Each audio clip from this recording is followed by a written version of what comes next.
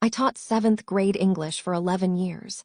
In that time, I had students who were difficult, students who were struggling, students who broke my heart in the specific way that a child in pain breaks a teacher's heart.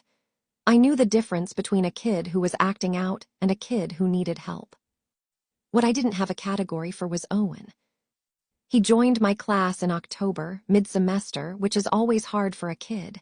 He was quiet. That wasn't unusual. He was pale and thin and dressed in clothes that were slightly too big, which also wasn't unusual. What was unusual was the way he looked at things. Not at people. At things, the corners of the room, the window, the space above the door.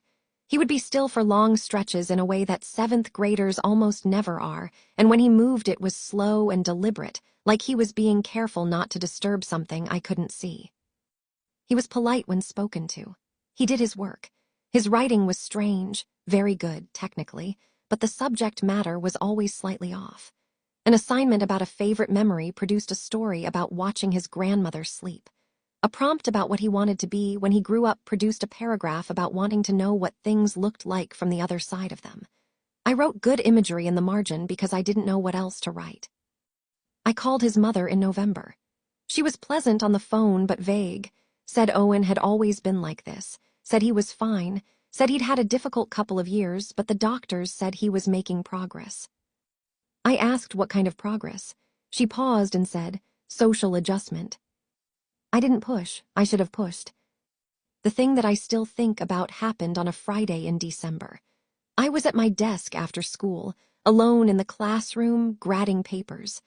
I heard a sound and looked up, and Owen was standing in the doorway. He was supposed to have left an hour ago. I said, "Owen, school's out. Is everything okay?" He said, "I just wanted to tell you that I liked being in your class." Past tense, I liked being in your class. I said, "You still are in my class, Owen." He looked at me in that specific way he had, not quite making eye contact, looking at a point just beside my face. He said, "I know, I just wanted to say it now." He left. I sat at my desk for a moment with a feeling I couldn't name. The following Monday, his seat was empty. The office told me the family had moved over the weekend. No forwarding information. No goodbye through the school, no transfer paperwork filed in the normal way. Just gone. I think about that past tense a lot. I liked being in your class. Said on a Friday by a child who was gone by Monday, like he already knew.